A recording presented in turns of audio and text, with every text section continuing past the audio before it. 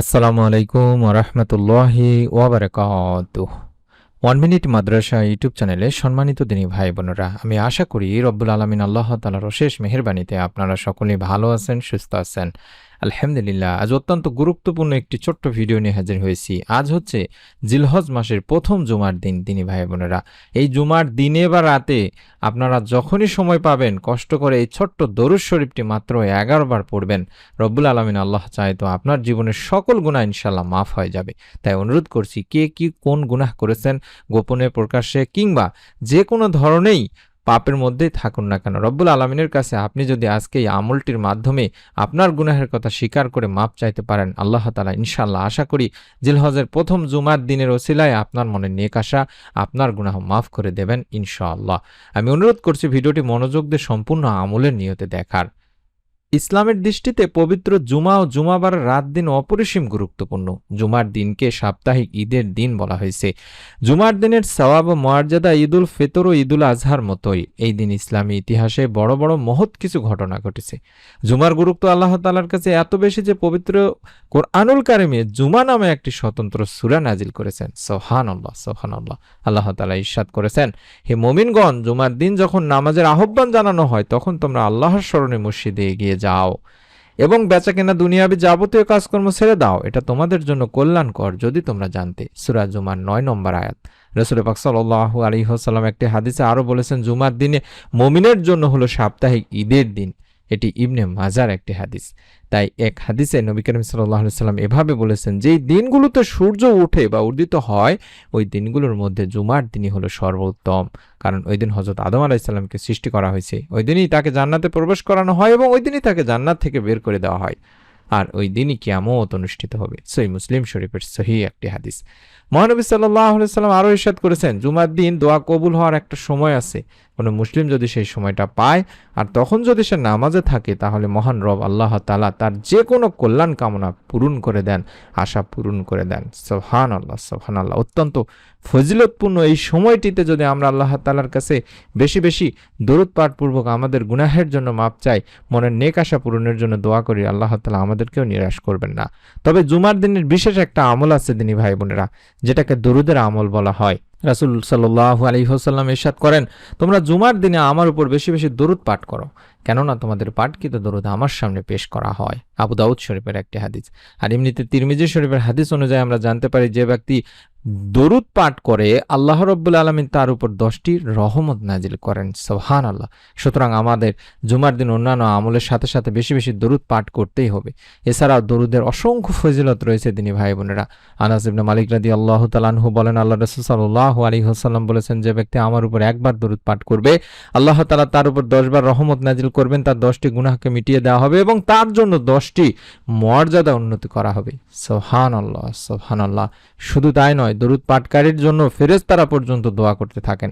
আমির বিন রাবিয়া রাদিয়াল্লাহু তাআলা আনহু থেকে বর্ণনা করা হাদিসটিতে নবী সাল্লাল্লাহু আলাইহি ওয়াসাল্লাম এভাবে বলেন, যখন কোনো মুসলিম আমার প্রতি দরুদ পাঠ করে এবং যতক্ষণ সে আমার প্রতি দরুদ পাঠরত থাকে ততক্ষণ পর্যন্ত ফেরেশতারা তার জন্য দোয়া করতে থাকেন। অতএব বান্দা চাইলে তার পরিমাণ, দরুদ পাঠের পরিমাণ কমাতে পারে বা বাড়াতে পারে। সুনানি ইবনে মাজার একটি হাদিস। তাই আমরা পবিত্র জুমার দিন কিংবা রাত যখনই আমলটি করব, প্রথমেই আগে দরুদের আমল করে নিব। চাইলে অন্তত 11 বার এই ছোট্ট দরুদটি পড়ে নিয়ে তারপরে আমাদের গুনাহ মাফের জন্য দোয়া করব। আল্লাহুম্মা সাল্লি ওয়া সাল্লিম আলা নবিয়িনা মুহাম্মদ। একদমই ছোট দরুদ, চাইলে দরুদ ইব্রাহিমও পড়তে পারেন। আপনি 11 বার এই দরুদটি পাঠ করে নেবেন। তারপরে আমাদের যত গুনাহ আছে জীবনের সমস্ত গুনাহের জন্য আল্লাহ তাআলার কাছে আমরা মাপ চাইব। আমরা শয়তানের প্ররোচনায় পড়ে আল্লাহ তাআলার অবাধ্য হই দিনী ভাই বোনেরা, গুনাহ করে ফেলি। কিন্তু গুনাহ হয়ে গেলে একজন মুসলমান হিসেবে আমাদের প্রথম কাজই হলো তওবা করা। তওবা মানে গুনাহ থেকে প্রত্যাবর্তন করা, আল্লাহর কাছে ফিরে আসা। সেই তওবার দোয়াটি আমি আপনাদেরকে শিখিয়ে দেব।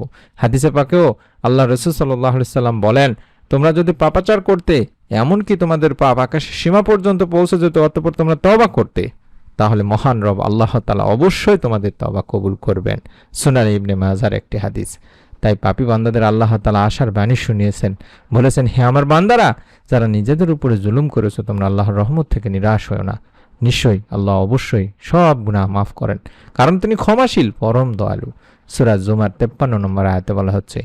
তাই আমরা এই তওবার দোয়ার মাধ্যমে আমাদের জীবনের যত গুনাহ আছে দিনী ভাই বোনেরা, সমস্ত গুনাহের জন্য আল্লাহ তাআলার কাছে মাপ চাইবো। আজ হচ্ছে পবিত্র জিলহজ মাসের প্রথম জুমার দিন কিংবা রাত। আপনি যখনই আমলটি করবেন আগে 11 বার এই নিয়মটি মেনে দরুদ শরীফের আমলটি করে নেবেন, অর্থাৎ আল্লাহুম্মা সাল্লি ওয়া সাল্লিম আলা নবিয়িনা মুহাম্মদ, আল্লাহুম্মা সাল্লি ওয়া সাল্লিম আলা নবিয়িনা মুহাম্মদ, আল্লাহুম্মা সাল্লি ওয়া সাল্লিম আলা নবিয়িনা মুহাম্মদ। এই ছোট্ট দরুদটি কম করে হলো 11 বার পড়ে নিয়ে আমাদের গুনাহ মাফের জন্য তাওবার যে দোয়া, রব্বিগফির ওয়ারহাম আনতা খায়রুর রাহিমিন, রব্বিগফির ওয়ারহাম আনতা খায়রুর রাহিমিন, রব্বিগফির ওয়ারহাম আনতা খায়রুর রাহিমিন, এভাবে অন্তত কম করে হলেও এই দোয়াটি 3 বার পাঠ করে আল্লাহ তাআলার কাছে দুখানা হাত তুলে আপনি আপনার গুনাহের জন্য মাপ চাইবেন, ক্ষমা চাইবেন। এই দোয়ার আরবি বাংলা দুটি উচ্চারণই দেখায় দিলাম যাতে করে আপনারা দেখে দেখে পড়তে পারেন। এই দোয়াতে আমরা বলছি, হে আমার রব, আপনি তো ক্ষমাশীল, ক্ষমা করুন, দয়া করুন, আপনি তো সর্বশ্রেষ্ঠ দয়ালু। এটি সূরা আল মুমিনুনের আয়াত 118তে বলা হচ্ছে। দিনী ভাই বোনেরা, আমি আমার সম্মানিত দিনী ভাই বোনদের কাছে অনুরোধ করব, প্রতিটি কাজ নিয়তের উপরে নির্ভর করে। আশা করি আপনি যদি নিয়ত করে মন থেকে এই আমলটি আজকে করতে পারেন, রব্বুল আলামিন আপনাকেও নিরাশ করবেন না, আপনার গুনাহ ইনশাআল্লাহ মাফ করে আপনার জীবনকে পরিবর্তন করে দেবেন। তাই অবশ্যই নিয়ত করে আমল করুন। আপনার নিকট আত্মীয় স্বজন, কাছের মানুষজন যারা আছে তাদেরকে ভিডিওটি শেয়ার করে দিন এবং সন্তান লাভের পরীক্ষিত আমলের ভিডিও পাওয়ার জন্য প্রতিদিনের আমল লেখে ইউটিউবে সার্চ করে চ্যানেলটির ভিডিও দেখুন।